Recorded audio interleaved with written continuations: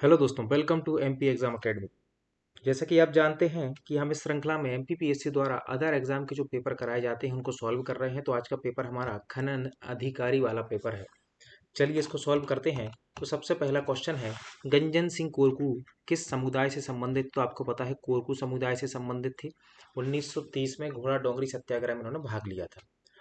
1942 के भारत छोड़ो आंदोलन के दौरान घोड़ा डोंगरी क्षेत्र से किसने नेतृत्व किया? विष्णु सिंह गौंड ने किया था। इनका नाम याद रखना, 1942 में विष्णु सिंह गौंड हो जाएंगे। पंचवर्षीय योजनाओं में वन संरक्षण हेतु कौन सा प्रयास सम्मिलित नहीं है? तो चारागाह संरक्षण यहाँ पर नहीं चलता था। बाकी वन्य जीव संरक्षण, वनों की चकबंदी, सामाजिक न्याय प्रदान करना यहाँ पर चलते थे। तो ये याद रखें। चौथा क्वेश्चन है, जहां वार्षिक वर्षा 120 सेंटीमीटर से अधिक हो वहां कौन से वन पाए जाएंगे? उष्ण आर्द्र पतझड़ वन वहां पाए जाएंगे जहां वर्षा 120 सेंटीमीटर से ज्यादा। टोर क्या है बेटा? बुंदेलखंड में पाई जाने वाली छोटी छोटी समतल पहाड़ियां टोर कहलाती हैं। ठीक है। इसके बाद आपसे पूछा गया है, नर्मदा नदी अखरानी की पहाड़ियों को काटते हुए प्रवेश करती है मुकुरता गाज में।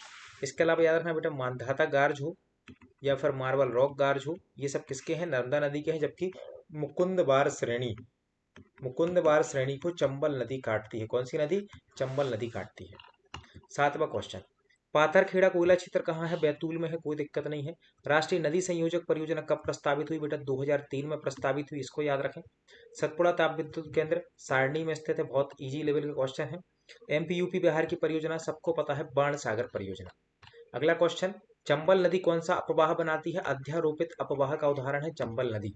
ठीक है। इसके अलावा चंबल नदी रेवांश या फिर बीहड़ बनाने के लिए भी बहुत जानी जाती है। अब नाली का अपरदन करती है। सतपुड़ा की धूपगढ़ चोटी महादेव श्रेणी में स्थित है।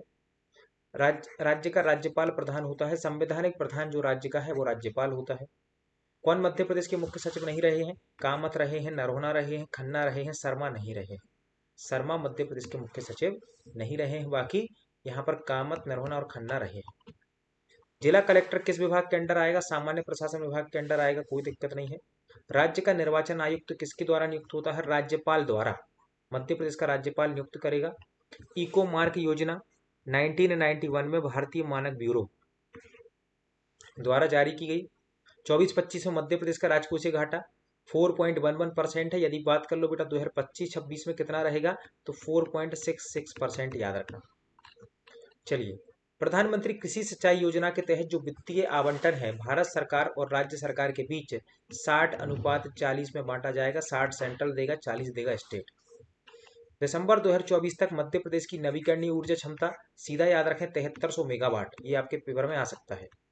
वायरल हेपेटाइटिस सी को कब तक खत्म करना है? 2030 तक। इसके साथ साथ बेटा याद रखना, कुष्ठ रोग को खत्म करना है, साथ में फाइलेरिया को भी खत्म करना है। चलिए, व्यावसायिक सुगमता के अंतर्गत प्रदेश में शामिल पहलों में सम्मिलित है विनियमन लागत। विनियमन लागत इसलिए शामिल की गई है किसमें? व्यावसायिक सुगमता में। मध्य प्रदेश में अनुसूचित जनजाति राहत योजना 1979 में आई थी। इसको संशोधित कब किया गया? 2015 में। दो क्वेश्चन बनने के चांस है। पहली चीज तो ये 1979 में आई, फिर संशोधन इसमें 15 में हुआ। मध्य प्रदेश में कितनी पिछड़ी जनजातियां हैं? 3 है। बैगा, भारी या शहरिया, कोई दिक्कत नहीं है। मध्य प्रदेश में कितने जनजातीय विकास खंड है? 89 विकास खंड है। मध्य प्रदेश में अनुसूचित जनजाति आयोग कब बना? 1995-96 में बना था। इसी समय एससी आयोग भी बनाया गया था। रघुनाथ सिंह मंडलोई किस जनजाति के थे? भिलाला जनजाति के थे रघुनाथ सिंह मंडलोई। बादल भोई आदिवासी संग्रहालय कहाँ स्थित है? बेटा छिंदवाड़ा में स्थित है। कोरकू जनजाति में कितने गोत्र होते हैं? 36 गोत्र होते हैं कोरकू जनजाति में। बैगा जनजाति में घर दामाद को क्या कहा जाता है? लमसेना कहा जाता है, याद रख लो बेटा, लमसेना कहा जाता है। भड़म नृत्य किसका है? भारिया जनजाति का भड़म नृत्य है। लुकोड़ा खेल किसका है? लुकोड़ा कोल का है बेटा, याद रखना। एक पलटी नाम का जो खेल है वह चलता है सहरिया में, पलटी सहरिया में चलेगा। ब्रिक्स का पूर्णकालिक सदस्य जनवरी 2025 में इंडोनेशिया को बनाया गया था, कोई दिक्कत नहीं है इसमें, याद रख लेना। शुभांशु शुक्ला किस, ठीक है, मिशन के तहत अंतरिक्ष स्टेशन की यात्रा की? एक्सियोम मिशन 4 के तहत ये कहाँ गए हैं? अंतरिक्ष स्टेशन की यात्रा करने के लिए गए हैं। मुख्यमंत्री कृषक उन्नति योजना के अंतर्गत किसानों को प्रोत्साहन सहायता प्रदान करने का आधार क्या है? प्रति हेक्टेयर है। प्रति हेक्टेयर के आधार पर इसमें प्रोत्साहन राशि दी जाती है। मध्य प्रदेश में निर्गुण भक्ति संत में योगदान देने के लिए पद्मश्री किसको मिला है? भैरू सिंह चौहान को। भैरू सिंह चौहान को मिला है निर्गुण भक्ति में योगदान देने के लिए।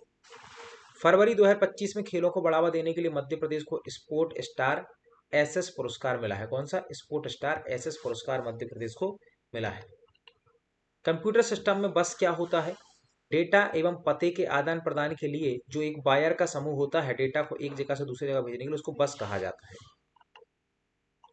कौन सा संगठन ई गवर्नेंस में केंद्र एवं राज्य के दौरान परामर्श और क्रियान्वयन में सहायता करता है? National institute for smart governance जो है यह इसमें स्मार्ट गवर्नमेंट जो है इसमें योगदान देता है।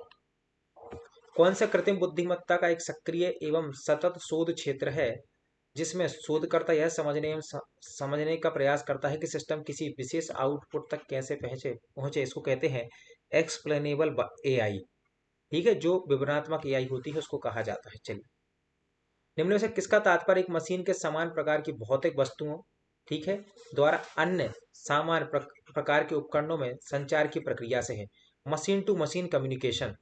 मशीन टू मशीन कम्युनिकेशन में भौतिक वस्तुओं में आपस में क्या होता है? संचार होता है।